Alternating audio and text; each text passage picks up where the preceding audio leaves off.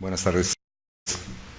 Es para mí un privilegio estar el día de hoy aquí con todos ustedes en este extraordinario auditorio que nos trae muchos recuerdos, que es un pilar del conocimiento. Le agradezco al doctor Miguel Abdo, como siempre, la amabilidad de invitarme a estos cursos y a todos ustedes su presencia. Cuando me dijeron que íbamos a hablar de hepatitis alcohólica, dije que rico. Pues vamos a hacerlo diferente, hagámoslo teórico práctico y a ver si es cierto que el alcohol hace daño y causa muchas cosas. Voy a empezar con la parte práctica, perdón, con la parte teórica, no se alegren. Con la parte teórica y la parte práctica, pues yo creo que se las voy a dejar de tarea, ¿sí? Esa va a ser tarea. El alcohol siempre ha jugado un papel muy importante en la vida del ser humano. Prueba de ello es que, bueno, desde la época de Cristo y mucho antes, en las reuniones sociales tenía un papel fundamental. Recordemos las bodas de Caná en esta magnífica pintura de Esteban Murillo, donde se terminó el vino y entonces Cristo mandó traer agua para convertirla en vino. Entonces, si Cristo bendice el vino y lo propicia, no debe ser tan malo. Y no es tan malo, puesto que en esta otra maravillosa pintura también de Velázquez, que se llama Los Borrachos, el dios Baco, que está aquí, pues tenía para él solo el vino, y lo tomaba y lo compartía seguramente con sus amigos, y un día dijo, bueno, pues ¿por qué no bajo a la tierra? Se convirtió en humano, es el mismo dios Baco, pero ya convertido en humano, y le regaló el vino a los mortales, y vean la cara de felicidad que tienen, para quitarle las penas y poder vivir a gusto, y obviamente él mismo compartió con los mortales el vino. Esta otra pues es lo mismo, se llama también Los Borrachos, pero es a la mexicana. Yo creo que este debe ser el dios Baco, seguramente. El alcohol siempre tiene una mala reputación, de que es malo. Realmente se produce todos los días, producimos alcohol dentro de nuestro organismo como resultado de la fermentación de muchas de estas frutas. Cuando comemos uvas, manzanas, se fermentan en el organismo y se convierten en alcohol, aún sin ingesta externa de alcohol. Entonces Dios dio Rigo, no debe estar equivocado, puesto que nos dio deshidrogenasa alcohólica y ha de querer que consumiéramos cierta cantidad de alcohol. De hecho, a dosis bajas está perfectamente demostrado que el consumo de alcohol puede ser benéfico para el organismo. Si ustedes aseguran que yo dije esto, lo voy a negar. Le voy a decir que lo sacaron de contexto, como dicen los políticos. El alcohol se ha demostrado efectivamente que en dosis pequeñas, un aperitivo, nos puede ayudar a tener una buena circulación, prevenir infartos, evitar el Alzheimer. Incluso si nosotros tomamos un aperitivo, vamos a tener más prostaglandinas dentro del estómago, vamos a poder digerir mejor las grasas. Pero el gran problema es que a veces ocurre esto. El médico dice que solo nos tomemos una y nos tomamos una de a de veras, ¿sí? El problema, les repito, no es el alcohol. El alcohol puede ser bueno, puede ser parte de una convivencia social adecuada. El problema es el abuso, que es lo que vamos a demostrar el día de hoy, que el abuso del consumo de alcohol es lo que es dañino. De hecho, el abuso de alcohol es una de las causas principales de muerte que es totalmente prevenible. Hay estudios realizados en los Estados Unidos que hacen estudios de todo, y se ha visto que actualmente los jóvenes, igual que aquí en México, están tomando de edades cada vez más tempranas. Se considera que se pierden, de acuerdo a este estudio, 30 años de vida. Una persona o los jóvenes pierden 30 años de vida, y que cada año se pierden 2.3 millones de años vida a consecuencia de enfermedades o problemas relacionados con el alcohol. ¿Y cómo estamos aquí en México? Veamos esta estadística del 2009, que habla de factores de riesgo para muerte en México, y se encontró que el principal factor que condiciona muerte en México, en hombres, es el alcohol. En las mujeres, la hiperglicemia. Y vean el tabaco, que se ha hecho una campaña terrible contra el tabaco, en la cual yo estoy obviamente de acuerdo, pero no es el factor más importante, sino que el alcohol es el factor más importante en hombres para muerte. Sabemos que el consumo de alcohol está asociado con daño hepático, tanto agudo como crónico, con daño pancreático, con varios tipos de cáncer, ni hablar de los accidentes, violencia doméstica, social, homicidios, daño en las relaciones sociales y familiares y otros muchos más. Pero veamos en cuanto a causa de muerte. Esta es una estadística del 2009, no ha cambiado mucho en los últimos años, En cuanto a mortalidad general en hombres, vean ustedes las cirrosis y otras enfermedades crónicas del hígado, muchas de ellas asociadas con alcohol, ocupa el tercer lugar como causa de muerte. Y si a esto le agregamos agresiones, homicidios, accidentes, donde el alcohol participa en forma importante, llegamos a la conclusión que el alcohol en México constituye un verdadero problema de salud. ¿Y cómo están las mujeres? Pues no se quedan tampoco muy atrás. Vean, cirrosis y otras enfermedades crónicas en el sexto lugar. Y cuando nos vamos a estadísticas en la edad productiva del individuo, en la época en que es más productivo, de los 30 a los 59 años, en hombres, ¿cuál es la primera causa de muerte en México? Enfermedades del hígado. Y en mujeres ocupa el tercer lugar. Entonces no es para asustarlos, pero creo que el alcohol en México es un problema serio. ¿Qué ocurre cuando tenemos una hepatopatía alcohólica? Hay tres formas de presentación fundamentales. Una es la esteatosis hepática, la otra es la que vamos a hablar el día de hoy, que es la hepatitis alcohólica, y la etapa final de la hepatopatía alcohólica, que es la cirrosis hepática. Son entidades que no necesariamente van secuenciales.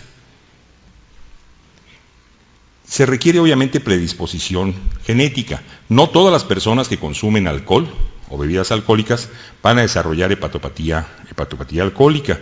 De hecho, en alguna época se consideraba que el alcohol podía no ser dañino, puesto que mucha gente se veía que tomaba grandes cantidades y no les pasaba algo. Se ha visto que es 3 a 5 veces más frecuente en hijos de padres cirróticos. Hay un estudio de la doctora Rosa Isela Lascano, que se hizo en el IMSS, muy interesante, donde demuestra cómo existe esa correlación entre los padres que son alcohólicos, que son cirróticos, y que después los hijos desarrollan alcoholismo y desarrollan cirrosis y hepatopatía. Se ha visto que está asociado a receptores dopaminérgicos, los que están ahí anotados, y asociado a antígenos también de histocompatibilidad. Probablemente cuando ya conozcamos todo el mapeo genético, al momento de nacer nos van a entregar una cartilla que nos digan, cuidado con el alcohol, porque usted tiene un factor en el cual si se pone en contacto con él va a desarrollar hepatopatía alcohólica. Y a otros les dirán, no, usted puede tomar todo el alcohol que quiera, no va a tener hepatopatía alcohólica, nada más cuídese de los postes, porque eso sí, nadie lo salva. El patrón de ingesta es importante. ¿Qué cantidad? Esto es muy variable, porque decíamos tiene mucho que ver con susceptibilidad personal. Se han hecho muchos estudios, las dosis cada vez los han ido bajando más.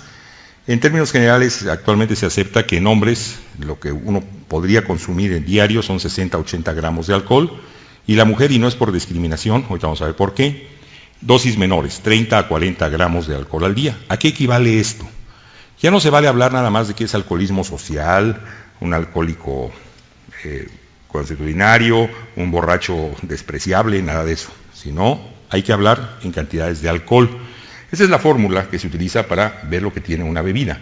Entonces, la cantidad de bebida ingerida en mililitros, pueden ser 30 mililitros de tequila, 300 mililitros de cerveza. Esto se multiplica por 0.8, que es una constante de disociación del alcohol en agua, y eso se multiplica por el porcentaje de alcohol que tiene la bebida, que habitualmente viene en la etiqueta como grados Gay-Lussac o como porcentaje, y eso se divide entre 100 y nos da los gramos de alcohol. Les traje aquí algunos ejemplos.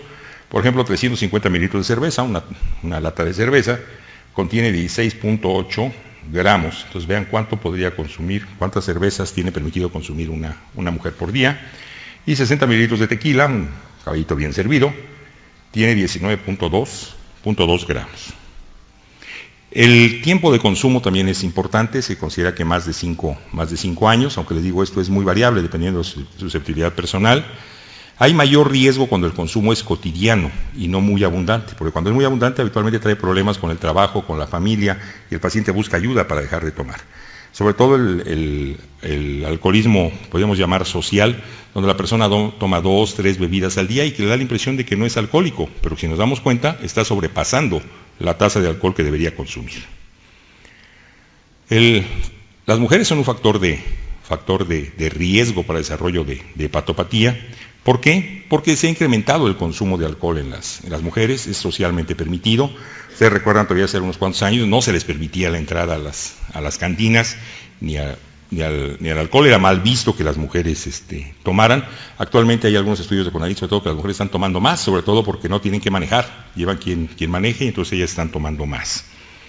Y el problema es ya desde el punto de vista genético y funcional, tienen falta de deshidrogenasa alcohólica gástrica. Por lo tanto, todo el alcohol que consumen las mujeres se va a metabolizar a nivel hepático, en tanto que en los hombres una parte se metaboliza en el estómago directamente y la otra parte en el hígado.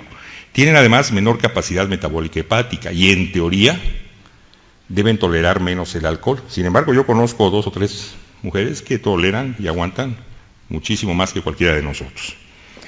Y además se ha visto que cuando una mujer hace una hepatitis alcohólica, habitualmente no revierte la enfermedad, sino que evoluciona a cirrosis y en cambio en los hombres puede regresar hacia un hígado sano.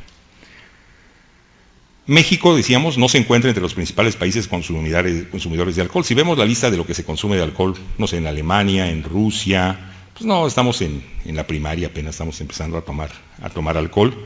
Y sin embargo, vean esta estadística de la OMS. Ocupamos el primer lugar mundial en mortalidad por cirrosis alcohólica en hombres. A nivel mundial tenemos el primer lugar. Y las mujeres no se quedan atrás, tienen el segundo lugar. Solo las húngaras nos están compitiendo fuertemente, pero aquí vamos a hacer un esfuerzo por llegar al primero. Se creía que era la bebida. Decían, claro, los mexicanos cómo no van a tener cirrosis, no van a tener todos los problemas si toman mezcal, toman tequila y toman quién sabe cuántas porquerías. Se ha visto que no influye el tipo de bebida, sino la cantidad y el tiempo en que se toma estas bebidas. Vamos a hablar brevemente cómo se metaboliza el etanol. Una vez que nosotros consumimos etanol, una parte se va a eliminar directamente por la orina, por el sudor y por los pulmones. Mala cosa con el alcoholímetro, ¿verdad? Porque se está eliminando por ahí. Otra parte se va a eliminar por metabolismo gástrico, por medio de la deshidrogenasa alcohólica gástrica, esa que les falta a las mujeres que yo les comentaba. Y la mayoría del alcohol se va a metabolizar por sistemas metabólicos hepáticos. ¿Qué sistemas metabólicos hepáticos tenemos? El más importante es el de la deshidrogenasa alcohólica, el del citocromo P450 y el sistema oxidativo de la catalasa. Aquí lo tenemos ejemplificado. Entonces, cuando llega el alcohol al hígado, se produce acetaldehído por la deshidrogenasa alcohólica. Este acetaldehído posteriormente se va a convertir en acetato y se va a la circulación general. Pero también tenemos el sistema microsomal que se puede activar. Cuando se está tomando alcohol durante un tiempo prolongado, habitualmente hay una inversión del cociente de NAD reducido, NAD oxidado, que incrementa la biosíntesis de los lípidos e impide la secreción de lipoproteínas, inhibe a nivel periférico la oxidación de ácidos grasos y aumenta el catabolismo graso periférico. Todo lo cual trae como consecuencia que en el hígado se empiece a acumular grasa. Entonces, en la primera etapa de la hepatopatía alcohólica vamos a tener un hígado graso. Aquí tenemos un hígado, el corte de un hígado normal. Ustedes están viendo los hepatocitos, los cordones de hepatocitos. Esto es la vena central, totalmente normal. Cuando se empieza a acumular grasa, el hepatocito se vuelve gordo, ancho, vean ustedes, el núcleo se va hacia la periferia y pareciera como si tuviera un anillo de esos de rubí. Puede ser de gota gruesa como este caso, o de gota muy fina como este otro. Si el paciente deja de tomar alcohol, esto es totalmente reversible. No trae ningún problema y no da habitualmente ninguna sintomatología. En ocasiones una sensación de pesantez en hipocondrio derecho, a veces un poquito de náusea y vómito, pero si el paciente está tomando, lo atribuye pues, a que es parte de la cruda habitual, pero es totalmente reversible. No hay que confundir esto con la esteatohepatitis no alcohólica, que esa sí puede progresar hacia una cirrosis. Y de lo que vamos a hablar hoy es la siguiente etapa, que es la hepatitis alcohólica, es la inflamación aguda del hígado que está ocasionada por el abuso, insisto en la palabra abuso, en el consumo de alcohol, y es una de las formas de presentación, como les decía, de la hepatopatía alcohólica. Clínicamente, ¿cómo se manifiesta esta enfermedad? Por una insuficiencia hepática de muy rápido desarrollo y habitualmente muy grave, que generalmente ocurre en pacientes que tienen historia de ingesta reciente de alcohol en grandes cantidades. Pero en algunos casos pueden haber pasado ya varias semanas que el paciente dejó de tomar alcohol y aún así presentarse la enfermedad. Pero lo más común es que sea con una ingesta reciente y muy importante. Vamos a hablar un poquito de la fisiopatología. Cuando nosotros consumimos alcohol, decíamos que a nivel hepático la deshidrogenasa alcohólica va a formar acetaldehído. Este acetaldehído es el malo de la película Porque vean todo lo que hace: incrementa la peroxidación de los lípidos, deteriora el transporte de membrana celular, casi nada, el intercambio de nutrientes, interfiere con la función microtubular, interfiere con el transporte de electrones en mitocondrias, es decir, la respiración de la célula, inhibe la reparación del núcleo, es decir, permite que la célula se muera, activa complemento y estimula formación de radicales libres, todo lo cual, ¿qué nos va a traer como consecuencia? Pues obviamente daño en los hepatocitos. Pero además, este acetaldehído activa unas células que tenemos en el hígado que se llaman células estrelladas, y las células estrelladas empiezan a producir fibrosis, y entonces es cuando se va a producir una hepatitis alcohólica. Además, teníamos el sistema microsomal, decíamos que eran dos sistemas muy importantes, uno el de la deshidrogenasa alcohólica y otro el del sistema microsomal. Este sistema microsomal condiciona un estrés oxidativo, produce radicales libres que junto con el acetaldehído nos dañan los hepatocitos y nos activan células estrelladas. Y si lo hubiéramos esquematizado qué ocurre en el hepatocito, pues aquí tenemos el etanol, el acetaldehído, que va a traer como consecuencia o va a desencadenar todo esto, todos estos procesos y muchos otros más, que nos van a llevar, por un lado, al acúmulo de proteínas dentro de la célula, que son los famosos cuerpos de Mallory, nos va a llevar a una esteatosis, nos va a llevar a la muerte temprana de estas células, a la formación de radicales libres, es decir, a la destrucción y a la falta de función del hepatocito. Pero eso no es todo, sino que además, cuando se consume alcohol por tiempo prolongado y en grandes cantidades, hay una translocación bacteriana. Las bacterias que están en el intestino empiezan a pasar a través de la pared intestinal, llegan a los vasos de la porta, ascienden por la porta al hígado. Normalmente, en el hígado las células de Kupffer deben destruir todas estas bacterias que están llegando. En el paciente alcohólico por trastornos inmunológicos no puede destruir las células de Kupffer, no pueden destruir estas bacterias que están llegando, sobre todo gram negativos, y esas bacterias tienen lipopolisacáridos, y los lipopolisacáridos activan células de Kupffer, activan el factor de necrosis tumoral y nos van a dar un proceso inflamatorio. Entonces no solo vamos a tener destrucción de hepatocitos, sino que vamos a tener un proceso inflamatorio. Aquí lo tenemos esquematizado. Entonces las bacterias que están en el intestino, en el colon y en la parte final del intestino delgado, se translocan, empiezan a pasar a través de la porta. Esas bacterias tienen lipopolisacáridos. Los lipopolisacáridos, al momento que están en contacto con las células de Kupffer, van a activar todos estos receptores que están aquí, van a activar citocinas, todas estas citocinas que están aquí, sobre todo la citocina 6, la citocina 8, que son mediadores inflamatorios muy importantes y van a inflamarnos el hígado. Pero habitualmente la mayoría de los pacientes que consumen alcohol durante tiempo prolongado pues, tampoco comen, y muchos de ellos están desnutridos, y en alguna época se dijo que debía ser cirrosis alcoholo-nutricional. En la actualidad se sabe que el alcohol es el responsable y se ha quitado lo nutricional. Sin embargo, la nutrición tiene mucho que ver. Cuando el paciente está desnutrido, hay un daño en la regeneración. El hígado, recuerden, es de los pocos órganos que puede regenerar aunque esté dañado. Pero en la desnutrición esta regeneración está disminuida, y todos estos 4 factores, la deshidrogenasa alcohólica a través del acetaldehído, el estrés oxidativo con radicales libres, la translocación bacteriana y la desnutrición, nos llevan a la aparición de una hepatitis alcohólica. Esto es un hígado sano. Aquí estamos viendo hepatocitos viables con sus sinusoides en medio, hepatocitos totalmente normales, y vean ustedes, cuando ocurre una necrosis, pues se destruye totalmente esto, que es lo que hace el alcohol a través de todos estos mediadores que hemos comentado.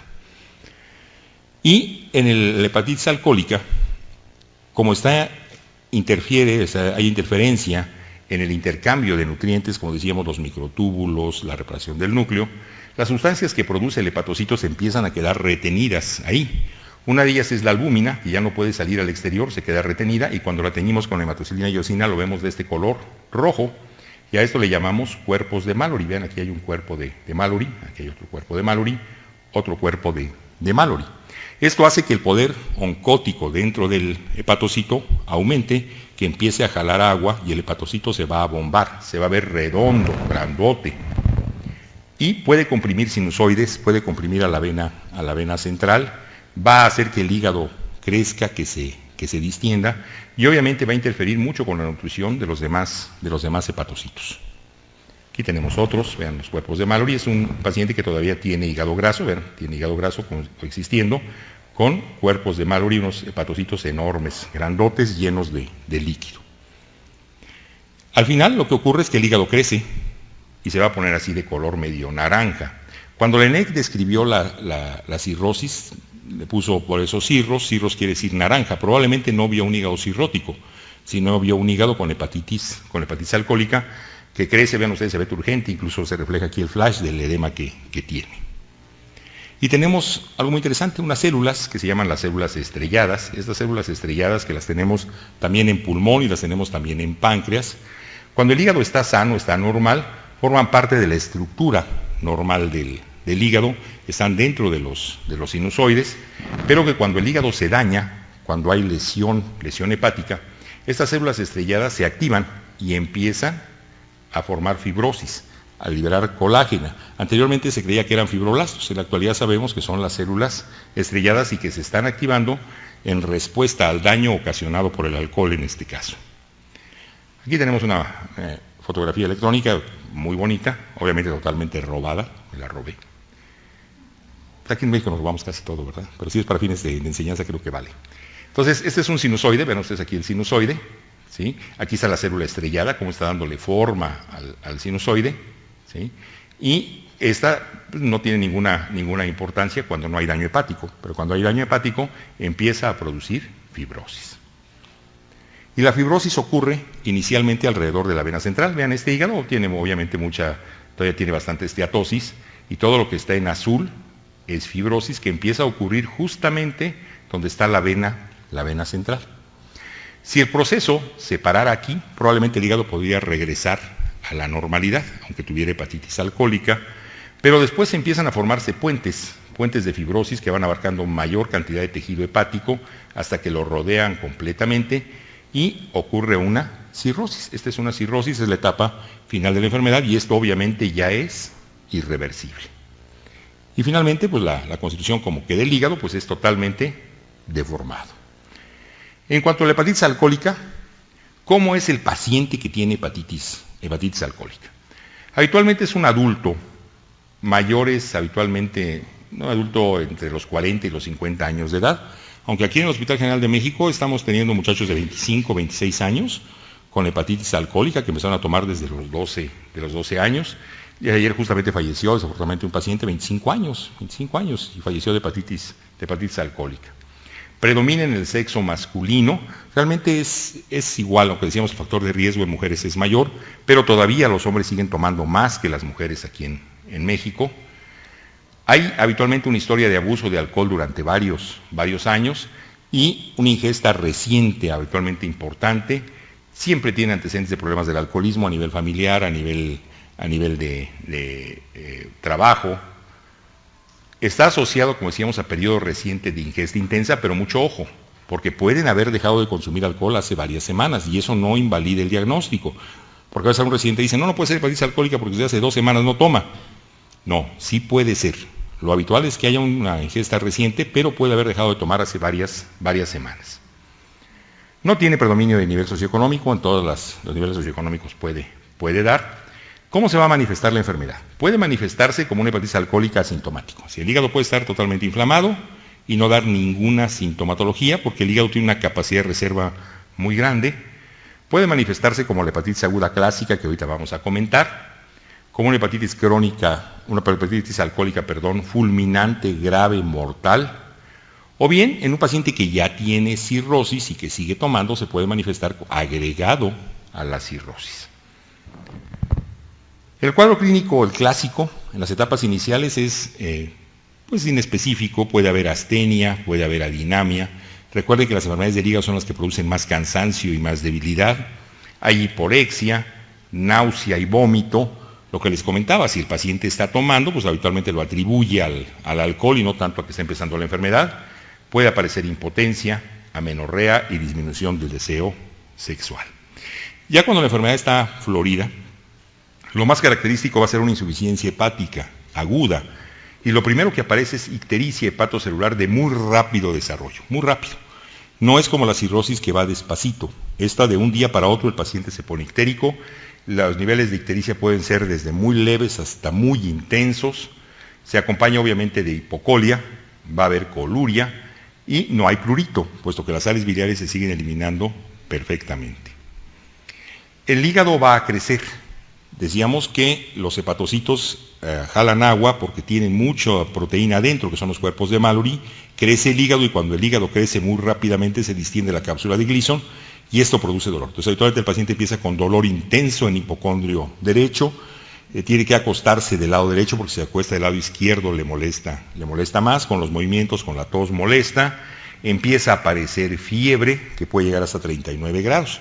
Aquí en México obviamente dolor en hipocondrio derecho con fiebre, lo primero que pensamos es un absceso hepático amibiano y el paciente se ve obviamente mal, se ve séptico, va a haber pérdida de peso y si palpamos el hígado va a haber hepatomegalia, así se ve en nuestros pacientes. Lo que decíamos, crece el hígado, se ve de color naranja. Va a haber obviamente hipoalbuminemia, lo que nos va a condicionar que el paciente tenga edema, sobre todo en las zonas de declive, puede estar en anasarca y contribuye a la formación de ascites. Hay trastornos hemorragíparos, el tiempo de protrombina se va a alargar y aunque ustedes le pongan vitamina K, no va a mejorar porque el daño es estructural en el hígado. Hay hipotrofia muscular y puede aparecer encefalopatía hepática desde muy leve hasta encefalopatía grado 4. Otro dato característico es que empiezan con hipertensión portal. Como los hepatocitos están aumentados de tamaño, están aglobados, comprimen las venas centrales, comprimen los sinusoides. Y al comprimir los sinusoides y comprimir las venas centrales, toda la sangre que está viniendo por la porta, que está viniendo por acá, se encuentra con un obstáculo en este sitio.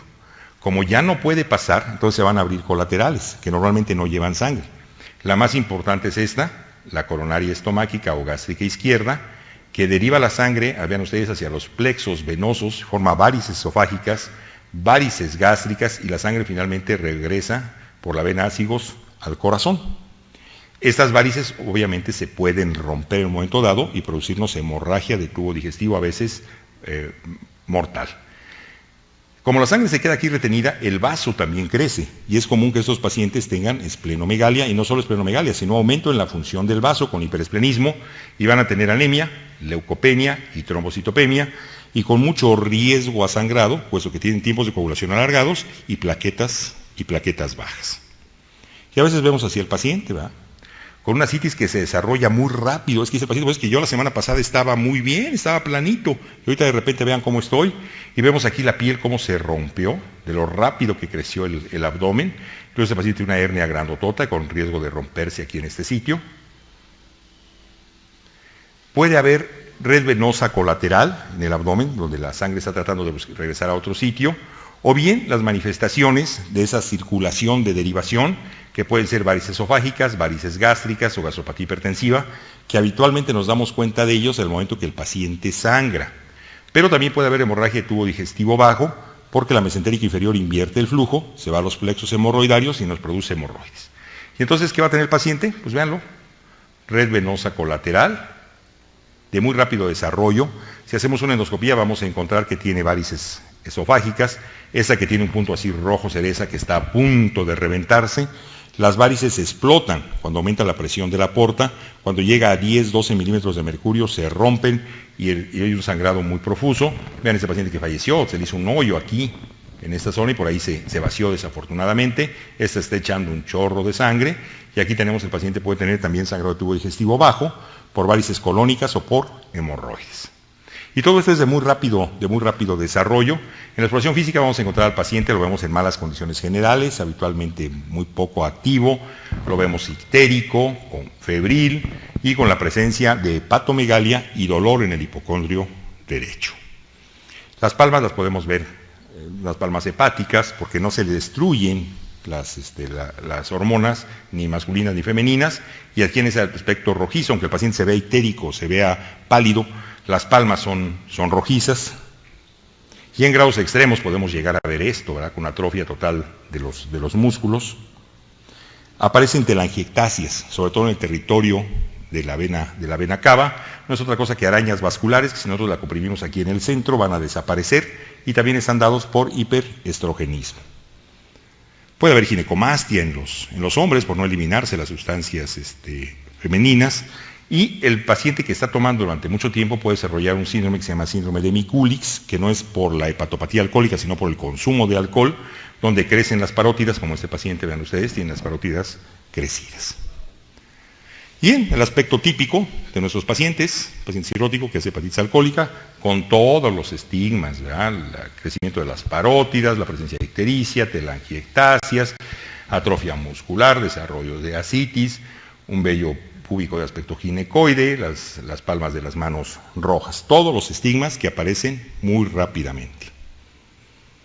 Y podemos tener una emergencia médica realmente, que es una hepatitis fulminante. Se caracteriza porque el paciente hace una ictericia muy intensa, por arriba de 18 20 miligramos, desarrolla encefalopatía, trastornos de coagulación muy intensos, con sangrado por varios sitios, empieza con insuficiencia renal, que es funcional, un síndrome hepatorrenal, y finalmente falla orgánica múltiple. Cuando el paciente empieza con datos de encefalopatía y con datos de retención de ácidos, cuidado, porque el pronóstico es extremadamente malo y el paciente la mayoría de las veces va a fallecer, aunque esté en la terapia intensiva. ¿Cómo hacemos el diagnóstico? El diagnóstico, obviamente, pues el antecedente del consumo de alcohol, todos los estigmas que tiene el paciente, y las pruebas de funcionamiento hepático que no son específicas, sino simplemente nos van guiando. Vamos a encontrar que tiene albúmina disminuida, hay un aumento de la globulina, el colesterol, que es un marcador de funcionamiento hepático, va a estar disminuido, y sobre todo la esterificación del mismo. Las transaminasas, nosotros esperaríamos que se están destruyendo hepatocitos que se elevaran mucho, y no es así. Las transaminasas excepcionalmente se elevan por arriba de 200 o 300 unidades, no como en la hepatitis viral, que llega arriba de 1000, o las hepatitis tóxicas. Aquí la elevación excepcionalmente llega arriba de 300 unidades, y habitualmente predomina la TGO sobre la TGP, porque la TGP requiere piridoxina, y cuando el paciente ha estado tomando alcohol, la piridoxina disminuye. Las bilirrubinas, decíamos, van a estar elevadas, la fosfatasa alcalina puede ser normal, y siempre hay que tomar una gamma-glutamiltranseptidasa. La gamma-glutamiltranseptidasa es un marcador de abstinencia alcohólica. Cuando una persona ha tomado alcohol, la gamma-glutamiltranseptidasa se va hacia arriba. Si esto se mantiene en valores normales, quiere decir que el paciente efectivamente ha dejado de tomar. ¿Cómo tenemos una alta probabilidad diagnóstica? ¿Cómo podemos decir este paciente si tiene una hepatitis alcohólica? Lo que decíamos, si tiene aminotransferasas menor a 10 veces su valor, que debe estar por abajo de 300. Si está por arriba de 300, duden el diagnóstico de hepatitis alcohólica. Seguramente es otra cosa, puede ser tóxica por medicamentos, por drogas. La relación de TGO sobre TGP es mayor a 2, con predominio de la TGO. Hay elevación de bilirrubinas, alargamiento del tiempo de protrombina, que es uno de los datos más sensibles de daño hepático. Los dos datos más importantes son el tiempo de protrombina y la disminución de la albúmina. Son pacientes que cursan con leucocitosis, habitualmente por arriba de 15.000, 20.000 leucocitos, y no es que estén infectados, es que por todo el proceso que está ocurriendo en el hígado, llegan a tener leucocitosis, a veces tienen reacciones leucemoides, hasta 40.000, 50.000 leucocitos, y cursan con anemia macrocítica, porque habitualmente no hay una buena absorción de vitamina B12 por el consumo de alcohol de largo tiempo.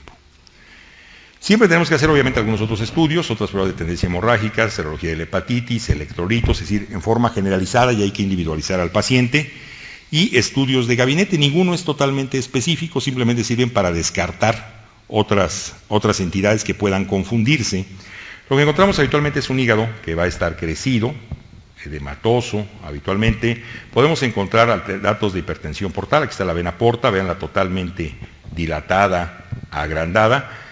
Y cuando ya empezó con fibrosis, obviamente lo podemos ver el incremento de los ecos, pero lo habitual es que el hígado simplemente esté inflamado, esté grande, sin ninguna otra alteración.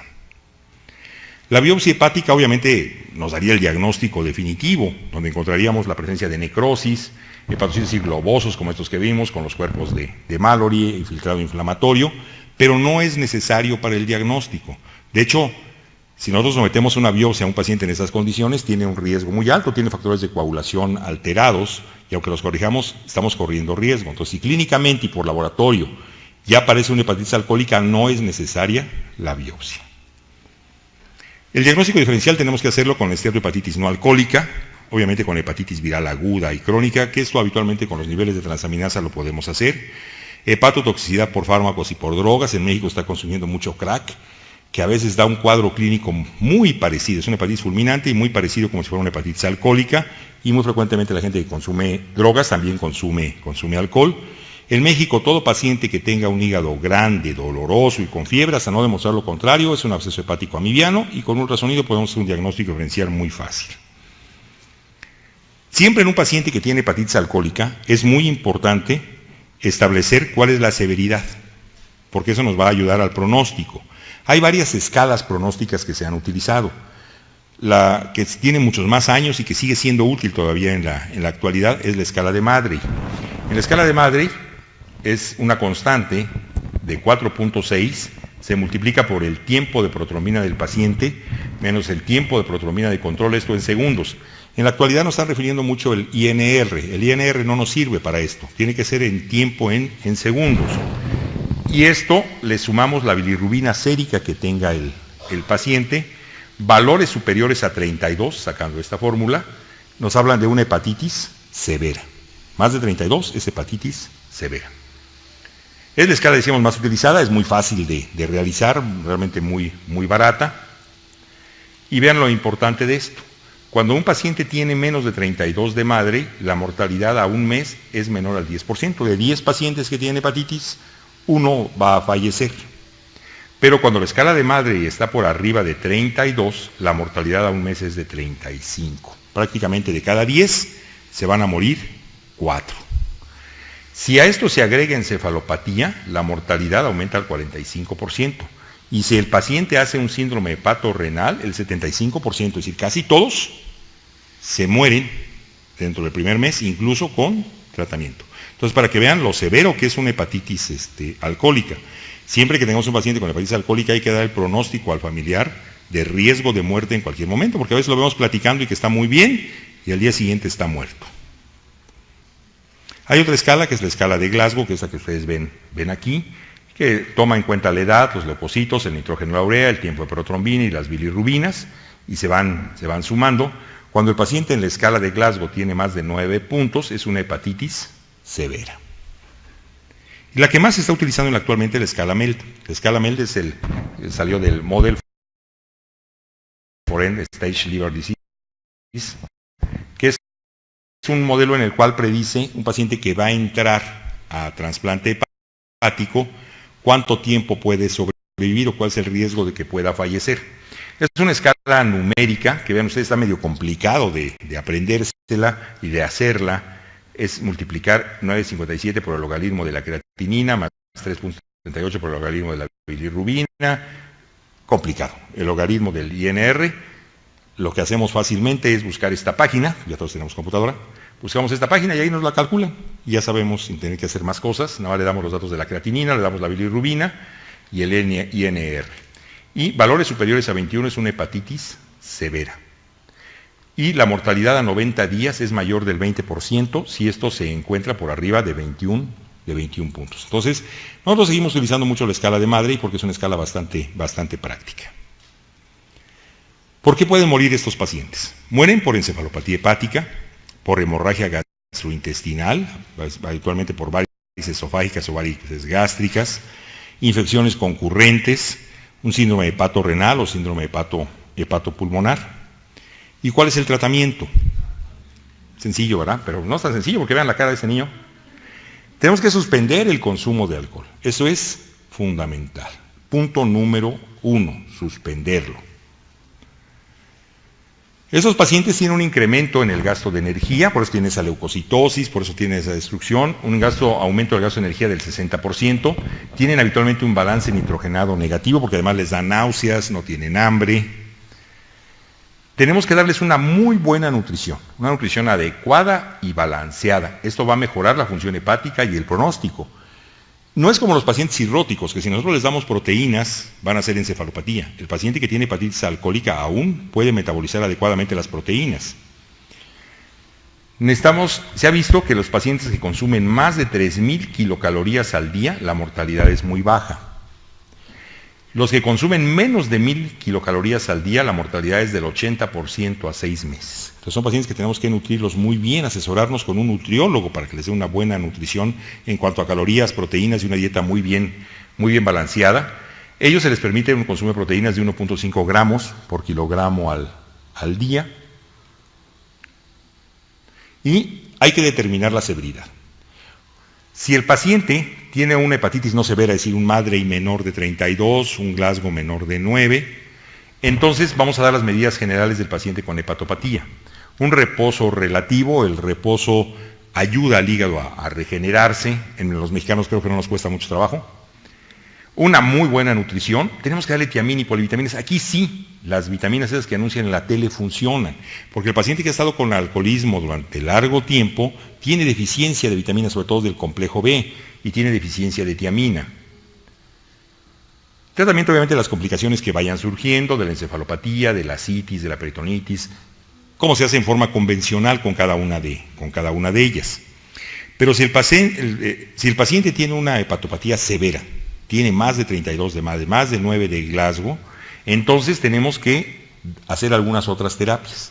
Tenemos que utilizar corticosteroides. Se ha visto que los corticosteroides detienen el proceso inflamatorio, inhiben la acción de factores inflamatorios. Los más importantes es este factor activador de proteína y sobre todo el factor de necrosis tumoral, que últimamente se le ha dado mucha importancia en cuanto a la inflamación. Reduce los niveles de citocina, esta que les mencionaba yo de la citocina interleucina 8, que incrementa mucho el proceso inflamatorio. Disminuye también el factor de necrosis tumoral alfa, el molecular de adhesión tisular 1, es decir, para todos los procesos inflamatorios que les mostré hace un momento. Además tiene un efecto antifibrótico, detiene en cierta medida la formación de fibrosis, no totalmente, pero sí ayuda. Estimula la producción de albúmina, mejora obviamente la citis, mejora la ingesta calórica. Cuando nos damos esteroide, el paciente tiene mucho más apetito, más hambre, y mejora el estado anímico del paciente. Son pacientes que actualmente están con estado de depresión y los esteroides los mejoran. Su empleo ha sido muy controvertido. Se decía que sirven, que no funcionan, que sí funcionan. Hay múltiples estudios clínicos que son heterogéneos, pero los estudios o metaanálisis serios han demostrado que sí reducen significativamente la mortalidad a corto plazo, pero siempre y cuando los utilicemos en pacientes con hepatopatía severa. En pacientes con hepatopatía leve no tiene ninguna importancia utilizarlos y solo podemos agregar los efectos secundarios del esteroide. El paciente ideal para dar esteroides sería aquel que tuviera un Maddrey mayor a 32 o un MEL mayor de 21, si tiene encefalopatía y que no haya una contraindicación para usar esteroides. Ahorita vamos a ver cuáles son las contraindicaciones. La dosis habitual es de 40 miligramos de prednisona o 40 miligramos de metilprednisolona cada 24 horas, durante un mes. Todo un mes tenemos que darlo a esa dosis, y después del mes vamos dando, como se hace con todos los esteroides, dosis de reducción hasta llegar a niveles normales en 3 semanas. Obviamente está contraindicado en procesos infecciosos. Si tenemos un proceso infeccioso y le damos esteroide, pues valiente cosa. Obviamente que el paciente estar seguros que no tiene una hepatitis viral crónica, contraindicado si el paciente tiene síndrome hepatorrenal o si el paciente está con hemorragia de tubo digestivo alto activa. Y vean ustedes la sobrevida a corto y largo plazo. Se les dio prednisolona 40 miligramos por 28 días. Al que no se le dio nada, vean la tasa de mortalidad al mes, casi del 40%. Al que se le dio esteroide a un mes, del 10%. Conforme van pasando los meses, este otro también vean muy significativo, conforme van pasando los meses, el resultado es igual. Y se dan cuenta, a los 2 años, casi da lo mismo utilizar placebo que utilizar esteroide. Entonces, el beneficio del esteroide es en la etapa inicial para evitar la mortalidad temprana. Otros medicamentos que tenemos es la pentoxifilina, que es un inhibidor de la fosfodiesterasa, modula la transcripción y liberación de factor de necrosis tumoral alfa, tiene la ventaja que disminuye la presión portal, previene el síndrome hepatorrenal, mejora la microcirculación y oxigenación tisular, tiene efecto antifibrogénico, está obviamente indicado en hepatitis severa y lo podemos utilizar como medicamento de segunda elección cuando no podemos utilizar esteroide. La dosis es de 400 miligramos vía oral cada 12 horas, tiene el gran inconveniente que tiene efectos secundarios frecuentes, dolor epigástrico, náuseas, vómitos, y de por sí el paciente está con náuseas, con vómitos, no quiere comer y quedamos que la nutrición es muy importante, bueno, esto puede afectar mucho. Hay un estudio que estamos comentando con la doctora Higuera, que está por aquí, que sabe mucho de hepatitis alcohólica, un trabajo que está haciendo muy interesante en el hospital, donde nos comentaba que la pentoxifilina aparentemente no es muy buen medicamento, está teniendo en los datos que ella tiene una mortalidad extremadamente alta. Entonces hay que tratar de utilizar esteroides lo más que se pueda, las veces que se pueda. Se supone que mejora la sobrevida a corto plazo a 1 mes y mejora el síndrome hepatorrenal. Y aquí lo vemos, ven ustedes la mortalidad con placebo del 35% y utilizando pentoxifilina del 15%, pero esto en la etapa inicial, después se pierde este efecto, al igual que con los esteroides. Hay algunos otros medicamentos que están intentando, terapia antifactor de necrosis tumoral, ese es el malo de la película, decíamos. Se ha intentado utilizar infliximab, es un anticuerpo antifactor de necrosis tumoral. Este otro medicamento, solamente están en protocolos de estudio experimental, tiene el riesgo de que pueden incrementar las infecciones. Se han utilizado esteroides anabólicos androgénicos como oxandrona, que incrementa la masa muscular, pero no incrementa la sobrevida a largo plazo, es simplemente para que el paciente esté con mejores condiciones. Antioxidantes como la S-adenosilmetionina, disminuye los radicales libres, disminuye también los niveles del factor de necrosis tumoral, disminuye el glutatión. La vitamina E, que también se está utilizando cuando hay enfermedades vasculares cerebrales y en muchos casos donde los radicales libres nos pueden dar problemas, disminuye la formación de estos radicales libres, pero no incrementa la sobrevida a corto plazo. Y finalmente diríamos el trasplante hepático. Oye, si el paciente está re mal, ya vimos que el pronóstico es muy malo y que se van a morir, pues vamos a trasplantarlo. Pues no. La hepatitis alcohólica es una contraindicación para trasplante hepático. ¿Por qué? Porque en la gran mayoría, prácticamente en todos los lugares donde se hace trasplante, una condición indispensable para trasplantar a alguien es que tenga 6 meses de abstinencia alcohólica para ingresar al trasplante. Y que tenga además datos de apoyo psicológico que asegure que el paciente posterior al trasplante no va a seguir tomando. La mayoría de los pacientes que no respondieron al manejo, es decir, que no respondieron a esteroide, que no respondieron a pentoxifilina, son pacientes que a los 6 meses están muertos. Están muertos. Y los que respondieron a tratamiento habitualmente ya no van a requerir trasplante. Por lo tanto, el trasplante hepático no es una opción para el paciente que tiene hepatitis alcohólica. Bueno, quiero agradecerles varias cosas. Uno, quiero agradecerles su presencia el día de hoy aquí. Les agradezco mucho que no se hayan salido, creo que alguno otro salió, pero a lo mejor nada más al baño y regresaron. Les agradezco que no se hayan dormido, porque sí creo que no se durmieron. Bueno, uno que otro se durmió. Y lo que más les agradezco es esto, que no hayan roncado. Muchísimas gracias, es un honor estar aquí con todos ustedes. Muchas gracias. Glandinas dentro del estómago, vamos a poder digerir mejor las grasas, pero el gran problema es que a veces ocurre esto, el médico dice que solo nos tomemos una y nos tomamos una de a de veras, ¿sí? El problema, les repito, no es el alcohol puede ser bueno, puede ser parte de una convivencia social adecuada. El problema es el abuso, que es lo que vamos a demostrar el día de hoy, que el abuso del consumo de alcohol es lo que es dañino. De hecho, el abuso de alcohol es una de las causas principales de muerte que es totalmente prevenible. Hay estudios realizados en los Estados Unidos que hacen estudios de todo y se ha visto que actualmente los jóvenes, igual que aquí en México, están tomando de edades cada vez más tempranas. Se considera que se pierden, de acuerdo a este estudio, 30 años de vida. Una persona o los jóvenes pierden 30 años de vida y que cada año se pierden 2.3 millones de años vida a consecuencia de enfermedades o problemas relacionados con el alcohol. ¿Y cómo estamos aquí en México? Veamos esta estadística del 2009, que habla de factores de riesgo para muerte en México, y se encontró que el principal factor que condiciona muerte en México, en hombres, es el alcohol. En las mujeres, la hiperglicemia. Y vean el tabaco, que se ha hecho una campaña terrible contra el tabaco, en la cual yo estoy obviamente de acuerdo, pero no es el factor más importante, sino que el alcohol es el factor más importante en hombres para muerte.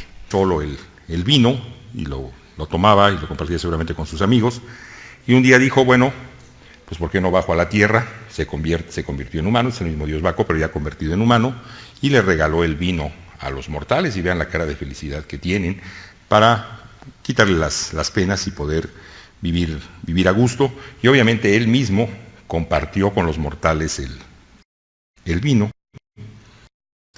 Esta otra pues es lo mismo, se llama también Los Borrachos, pero es a la mexicana. Yo creo que este debe ser el dios Baco, seguramente. El alcohol siempre tiene una mala reputación, de que es malo. Realmente se produce todos los días, producimos alcohol dentro de nuestro organismo como resultado de la fermentación de muchas de estas frutas. Cuando comemos uvas, manzanas, se fermentan en el organismo y se convierten en alcohol, aún sin ingesta externa de alcohol. Entonces Dios dio rigo, no debe estar equivocado, puesto que nos dio deshidrogenasa alcohólica y ha de querer que consumiéramos cierta cantidad de alcohol. De hecho, a dosis bajas está perfectamente demostrado que el consumo de alcohol puede ser benéfico para el organismo. Si ustedes aseguran que yo dije esto, lo voy a negar. Le voy a decir que lo sacaron de contexto, como dicen los políticos. El alcohol se ha demostrado efectivamente que en dosis pequeñas, un aperitivo, nos puede ayudar a tener una buena circulación, prevenir infartos, evitar el Alzheimer. Incluso si nosotros tomamos un aperitivo, vamos a tener más prostaglandina. Una hepatopatía alcohólica, hay 3 formas de presentación fundamentales. Una es la esteatosis hepática, la otra es la que vamos a hablar el día de hoy, que es la hepatitis alcohólica, y la etapa final de la hepatopatía alcohólica, que es la cirrosis hepática. Son entidades que no necesariamente van secuenciales. Se requiere obviamente predisposición genética. No todas las personas que consumen alcohol o bebidas alcohólicas van a desarrollar hepatopatía alcohólica. De hecho, en alguna época se consideraba que el alcohol podía no ser dañino, puesto que mucha gente se veía que tomaba grandes cantidades y no les pasaba algo. Se ha visto que es 3 a 5 veces más frecuente en hijos de padres cirróticos. Hay un estudio de la doctora Rosicela Lascano, que se hizo en el IMSS, muy interesante, donde demuestra cómo existe esa correlación entre los padres que son alcohólicos, que son cirróticos, y que después los hijos desarrollan alcoholismo y desarrollan cirrosis y hepatopatía. Se ha visto que está asociado a receptores dopaminérgicos, los que están ahí anotados, y asociado a antígenos también de histocompatibilidad. Probablemente cuando ya conozcamos todo el mapeo genético, al momento de nacer nos van a entregar una cartilla que nos digan, cuidado con el alcohol, porque usted tiene un factor en el cual si se pone en contacto con él va a desarrollar hepatopatía alcohólica. Y a otros les dirán, no, usted puede tomar todo el alcohol que quiera, no va a tener hepatopatía alcohólica, nada más cuídese de los postes, porque eso sí, nadie lo salva. El patrón de ingesta es importante. ¿Qué cantidad? Esto es muy variable. Buenas tardes. Es para mí un privilegio estar el día de hoy aquí con todos ustedes en este extraordinario auditorio que nos trae muchos recuerdos, que es un pilar del conocimiento. Le agradezco al doctor Miguel Abdo, como siempre, la amabilidad de invitarme a estos cursos, y a todos ustedes su presencia. Cuando me dijeron que íbamos a hablar de hepatitis alcohólica, dije, qué rico. Pues vamos a hacerlo diferente, hagámoslo teórico-práctico y a ver si es cierto que el alcohol hace daño y causa muchas cosas. Voy a empezar con la parte práctica, perdón, con la parte teórica, no se alegre. Con la parte teórica y la parte práctica, pues yo creo que se las voy a dejar de tarea, ¿sí? Esa va a ser tarea. El alcohol siempre ha jugado un papel muy importante en la vida del ser humano. Prueba de ello es que, bueno, desde la época de Cristo y mucho antes, en las reuniones sociales tenía un papel fundamental. Recordemos las bodas de Caná, en esta magnífica pintura de Esteban Murillo, donde se terminó el vino, y entonces Cristo mandó traer agua para convertirla en vino. Entonces, si Cristo bendice el vino y lo propicia, no debe ser tan malo. Y no es tan malo, puesto que en esta otra maravillosa pintura también de Velázquez, que se llama Los Borrachos, el dios Baco, que está aquí, pues tenía para él. Sabemos que el consumo de alcohol está asociado con daño hepático, tanto agudo como crónico, con daño pancreático, con varios tipos de cáncer, ni hablar de los accidentes, violencia doméstica, social, homicidios, daño en las relaciones sociales y familiares y otros muchos más. Pero veamos en cuanto a causa de muerte. Esta es una estadística del 2009, no ha cambiado mucho en los últimos años. En cuanto a mortalidad general en hombres, vean ustedes las cirrosis y otras enfermedades crónicas del hígado, muchas de ellas asociadas con alcohol, ocupa el 3er lugar como causa de muerte. Y si a esto le agregamos agresiones, homicidios, accidentes, donde el alcohol participa en forma importante, llegamos a la conclusión que el alcohol en México constituye un verdadero problema de salud. ¿Y cómo están las mujeres? Pues no se quedan tampoco muy atrás. Vean, cirrosis y otras enfermedades crónicas en el sexto lugar. Y cuando nos vamos a estadísticas en la edad productiva del individuo, en la época en que es más productivo, de los 30 a los 59 años, en hombres, ¿cuál es la primera causa de muerte en México? Enfermedades del hígado. Y en mujeres ocupa el tercer lugar. Entonces no es para asustarlos, pero creo que el alcohol en México es un problema serio. ¿Qué ocurre cuando tenemos